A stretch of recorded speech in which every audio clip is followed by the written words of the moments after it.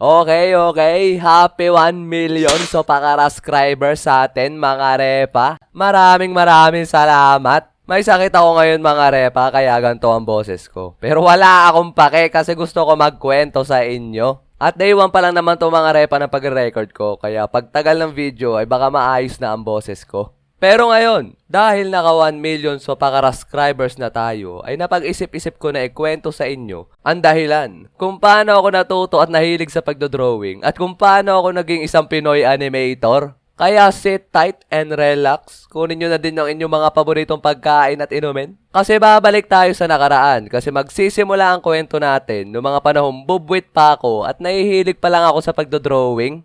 Sa tuwing inaalala ko kasi mga repa, kung kailan ako nahilig sa pagdodrawing, ay sobrang blurry na sa imahinasyon ko. Ganun ako kabata nung nahilig ako sa pagdodrawing. At ang pinakandahilan kung bakit ako nahilig dito ay dahil sa dalawang pinsan ko. Kasi sa tuwing umuwi sila dito sa aming probinsya, ay ang lagi naming nilalaro noon ay ang pagdodrawing. Naalala ko pa nga na magsasabay yung isa sa amin kung anong aming idodrawing tapos magpapagandahan kami ng gawa. At talaga namang manghang-mangha ako sa mga drawing nila. Ganun pala mag-drawing ng itik. Kaya yung dalawang ate ko na yon ang pinakandahilan kung bakit ako nahilig sa pagdodrawing. Sa sobrang hilig ko nga mag-drawing nung bata ako, ay hindi na nakaligtas sa akin yung dingding ng bahay namin. As in, yung dingding sa terrace namin nun ay punong-puno ng drawing ko. Nung napag-isip-isip ko nga yung mga ginagawa ko noon, ang laking pasalamat ko kay na lola, ninong at ninang. Sila kasi nag-aalaga sa akin nung bata pa ako. At ni isang sermon, wala ako natanggap sa kanila sa tuwing nagdo-drawing ako sa dingding namin dati. Kaya sobrang laking pasalamat ko sa kanila kasi hindi nila ako pinigilan sa aking artistic development stage nung bata pa ako. Kaya yung pader namin doon sa bahay ay nagmukha ng dingding sa lansangan, kaka-drawing ko. Sunod naman mga repa ay yung mga panahon na elementary na ako. At eto yung mga panahon na tuwan-tuwa ako mag-drawing. As in, ang laman ng notebook ko nun ay imbis na sulat ay puro drawing at comics. At ang pinakandahilan kung bakit sobrang hilig ko mag-drawing noong mga panahon na yon ay dahil ang dami ko naging kaklase na magaling mag-drawing nung grade 4 ako. Kaya dahil sa 3 tropa pits ko na yon ay sobrang na-enjoy ko yung pagdodrawing nung elementary ako. Yung isa sa kanila ay sobrang fan ng Pokemon, kaya sa tuwing siya yung kasama ko ay puro Pokemon yung dinodrawing namin. One time nga dinala niya yung binder niya na puno ng drawing ng Pokemon. Tapos ang malupit pa sa kaibigan ko na to ay pinapahiram niya sa akin yung mga batak na drawing niya para makapag-practice daw ako makapag-drawing ng mga Pokemon. Nung una ay ayaw kong tanggapin kasi syempre baka magusot ko o kaya naman madumihan ko. Pero sabi niya ay ox lang daw kahit mangyari yon. Talaga? Maraming salamat, my friend. Buti di ka katulad ng dalawa na yon. At may naalala nga ako napanood ko nun sa TikTok na pag ang kaklase mo doon ng elementary ay addict sa Pokemon, ay pihadong rich kid yan. Natawa nga ako nun kasi ang pinakang unang pumasok sa isip ko ay yung kaibigan ko na yon nung elementary. Mayaman nga ata yung kaibigan ko na yon kasi lagi ako binibigyan nun dati ng Pokemon cards. Yung sunod ko naman na kaibigan ay mahilig naman siya mag-drawing ng comics. Sa kanya ako natuto magawa ng comics at talaga namang araw-araw kami nagpapayabangan ng comics dati. Tuwing gabi kasi ay magdodrawing kami at kinabukasan ay magbabasahan kami ng gawa. Naalala ko pa nga na sa tuwing maglalagay siya ng bagong superpowers sa kanyang character sa comics ay ang gagawin ko ay lalagyan ko din ng bagong superpowers yung character ko na makakatalo sa powers na nilagay niya sa character niya. Sabay, pag nabasa niyo yung comics ko, ay ganun din ang gagawin niya kinabukasan. Kaya naman walang humpay na yabangan sa comics ang ginagawa namin ng kaibigan ko na yung dati. Tapos yung sunod ko naman na kaibigan, ang hilig niyang i-drawing ay yung mga napapanood namin dati na anime at cartoon sa TV. At siya din ang pinakabatak sa aming 4 mag-drawing. Sila yung 3 kong kaibigan ng elementary mga repa na naging dahilan kung bakit lalo ako nahilig sa pagdodrawing. Sunod naman mga repa ay noong mga panahon na high school na ako. Ito yung mga panahon na sobrang addict ko manood ng anime at magbasa ng manga. As in, hindi kompleto araw ko na para bang may kulang pag ako hindi nakapanood o nakapagbasa ng anime at manga. Kaya dahil doon ay lalo ako na-addict sa pagdodrawing at eto din yung mga panahon na pinangarap ko maging animator. Naalala ko pa nga na sa tuwing may nagtatanong sa akin kung anong pangarap ko at sinabi ko yon, ang lagi nilang sinasabi sa akin, wala namang animator na trabaho dito sa Pilipinas. Tapos ang lagi kong rebat sa kanila, akala mo lang wala. De, joke lang. Di sa Japan ako magtratrabaho. Yung lagi ang sinasabi ko sa kanila. May mga ilan pa nga na tinatakot ako at sinasabi sa akin na mahirap daw magtrabaho doon. Pero one time, nung si Tito na nagtanong sa akin kung anong pangarap ko at sinabi ko yung maging animator, ay sobrang tuwa niya. Hindi ko nga makakalimutan yon kasi siyang pinakauna naniwala sa akin noon na magiging animator ako. Kaya dahil sa kanya, noong mga panahon na yon, ay napag-isip-isip ko na kaya ko makamit yung pangarap ko na yon. Kaya dahil doon, ay lalo ako nag-practice mag-drawing. Ito pa nga yung mga drawing ko nung high school ako. Buti na nga lang na-upload to ni mama sa fb.com kasi nagkandawala na to mga drawing ko na to. Mga panahong grade 8 to grade 9 yung mga drawing ko na yan. At talaga namang kitang-kita dito yung pang-anime na style na pagdodrawing ko. At kitang-kita rin dito na sobrang dami kong magsuot ng bracelet dati. Tapos eto din mga repa yung manga na ginagawa ko dati na hindi ko na alam kung saan na napunta. Tapos eto yung mga drawing ko dati sa mga zodiac sign. Kompleto yan eh. Hindi ko alam kung bakit tatlo lang yung pinicturan ko. Tapos ito. Hindi ko na dapat explain yan. Tapos one time, noong mga panahong grade 10 na ako, ay may mga nadating na iba't ibang school sa amin at nagbibigay sila ng flyers ng senior high school nila para sa aming mga graduate. At merong isang school na pumukaw ng pansin ko nun kasi meron silang strand na illustration and animation. Talaga naman tinarget lang ko kagad yung school na yun at sinabi ko agad kay mama na doon ako mapasok. Fast forward tayo mga repa ng mga panahong senior high school na ako. At para sa akin, itong school year na to ang pinakanda base. Kasi sa umaga ay para nasa high school pa din ako. Sulat-sulat ko no, kuwari nakikinig. Puro ganun ang ginagawa namin sa pang-umaga namin na klase. Pero pagkatapos ng tanghalian ay diretsong punta na kami sa aming computer room para mag-drawing. Ganon yung araw-araw namin galawang moves ng mga klase ko nun. At lilima lang kami dati dun sa illustration and animation. Kaya sinama na lang kami sa mga IT. Noon nga naalala ko na tawan-tawa ako kasi sila ay magkanda iyak-iyak na sa stress mag-code. Tapos kaming lima doon sa likod ay tamang drawing lang ng paso sa Adobe Illustration. Nung first time nga namin, noon ay puro traditional na pagdodrawing ang ginagawa namin. Ito pa nga yung mga drawing ko noon. Walang pinagbago, addict pa din sa anime. Tapos nung second sem ay doon na kami nag-digital arts. At ito yung pinakang una kong drawing sa computer. Pahirapan nga ako dito kasi mouse lang ang aming gamit. Tapos one time mga repa, nung mapayapa kami nagdo-drawing, ay bigla kaming tinanong ng aming prof kung ano daw kukunin naming trabaho sa future. At dahil ako yung unang nakaupo sa row namin, ako yung unang tinanong niya. Siyempre, animator. Yun nga ang dahilan ko bakit ko kinutong strand na to eh. Nilolo ko yata ako ng isang to eh. Uy, teka pre, kalmahan mo.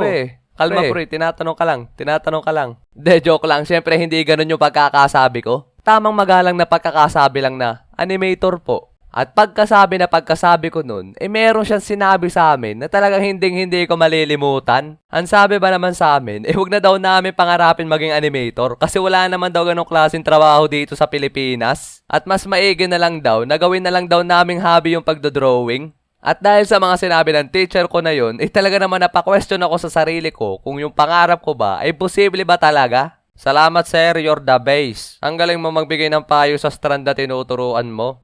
Tapos nung naging grade 12 na kami mga repa, ay excited na ako nun kasi mag-a-animation na kami. Nung grade 11 kasi kami, puro illustration ang tinuturo sa amin. Sabay animation pag grade 12 na kami, kaya excited ako nun. Tapos nung dumating na yung araw na mag-a-animation na kami, talaga naman yung excitement ko ay napalta ng disappointment. Kasi walang jo, ang binigay na teacher sa aming animation subject. Ayos na naman sa akin na ang magtuturo. Pero sana naman, yung maalam man lang mag-animation. Kasi nung first day na mag-a-animation na kami, ang sabi ba naman sa amin, open yung Adobe Flash nyo tapos panoorin nyo tong animation tutorial sa YouTube.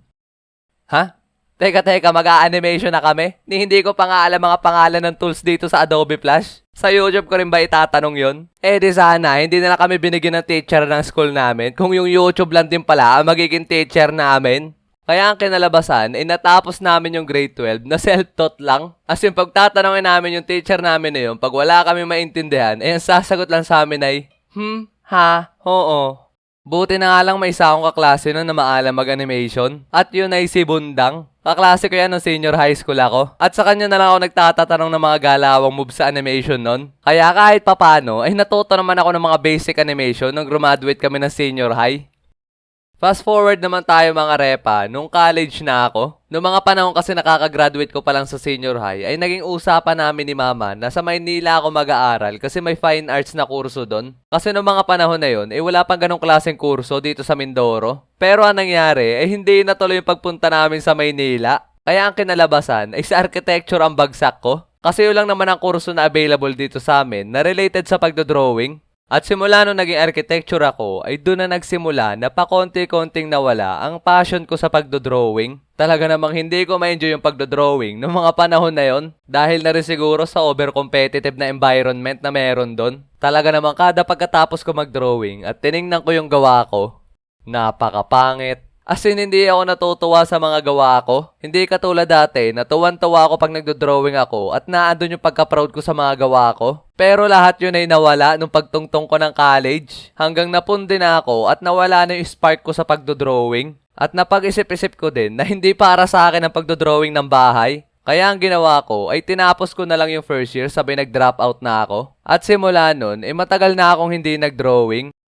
Fast forward naman tayo mga repa noong 2019. Noong mga panahon na to, niyayaya ako ni Bundang na mag-animation sa YouTube. Noong mga panahon pa naman na yun, wala ako sa wisyo. Sabay ang tagal ko nang hindi nagdo-drawing. 2019 may animation channel na sana tayo, kaso tinanggihan ko lang. Kaya fast forward tayo mga repa nung pandemic na. Noong mga panahon na to'y tinubuan na ng ugat yung likod ko, kakahiga maghapon magdamag sa kama. As in, one to sawang anime marathon ang ginagawa ko nun. Pakonti-konti nga nakakaramdam ako ng boring kasi puro ganun ang ginagawa ko araw-araw. Sabay for the first time and forever, dinownload ko yung TikTok. Kasi noong mga panahon na yun, nagsisimula na tong sumikat ng sobra. Nilamon pa nga ako ng sistema ng TikTok nun. Kasi may napanood ako nun na dahil nakakulong lang daw kami sa bahay, ayun na daw ang magandang chance para explore yung sarili at baka meron daw kami mga hidden talent. At dahil sa nabuburingan ako nun, ang ginawa ko ay nagsasayaw at nagkakanta ako sa TikTok. Ay talaga namang mission failed mga repa sa paghanap ng bagong talent kasi hindi para sa akin yung mga yon. Tapos one time, nung mapayapa ako nakahiga sa kama, habang nag-Facebook, ay nag-share post yung pinsan kong babae, tapos nakatag ako. At ang nakasulat doon sa post ay "Respark your passion in drawing." Tapos ang caption niya ay "Magbalik loob na daw ako sa pagdodrawing." Noong mga panahon kasi na yon, ay alam na mga pinsan ko na matagal na akong walang gana mag-drawing. Sabay ng mga oras na yon, nung pagkatapos kong basahin yung kanyang shared post, ay naalala ko bigla yung dating ako. Sabay naalala ko din yung mga pangarap ko dati. At napag-isip-isip ko nun na bakit pa ba ako naghahanap ng iba pang talent, pagdodrawing naman talaga ang para sa akin simula pa nung bata pa ako. At dahil ayoko nakatambay lang nun maghapon magdamag, ay napag-isip-isip ko na ibalik ko yung hobby ko sa pagdodrawing para maging productive naman ako. Kaya naman dalas-dali akong punta sa bodega namin, sabay kinalkal ko yung pen tablet ko nung senior high school pa ako. At yun na mga repa, ang simula ng paglalakbay ko bilang isang Pinoy animator. Noong una pa nga nahihirapan ako mag-drawing kasi naninibago ko at ang tagal ko na tenga. At patago lang din ako nag-a-animation nun. Kaya yun ang dahilan kung bakit ang hihina ng boses ko sa mga una kong animation. Pero laking pasalamat ko talaga sa pinsan ko. Kasi dahil sa simpleng shared post niya na yun, ay nagkaroon ng Ryukon ngayon. At nabigyan ko ulit ng chance yung sarili ko na magbalik loob sa pagdodrawing.